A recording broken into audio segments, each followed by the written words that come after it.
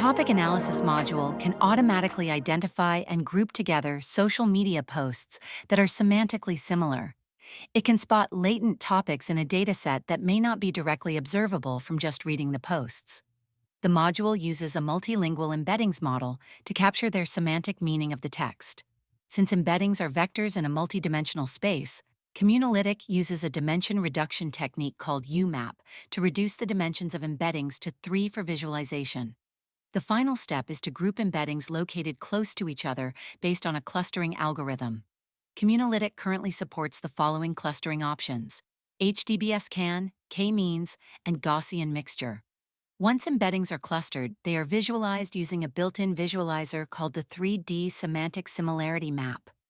Each dot in the map represents a post, and colors are automatically assigned based on the selected clustering algorithm. To examine latent topics within your dataset, you can manually review sample posts in each cluster and assign a descriptive label.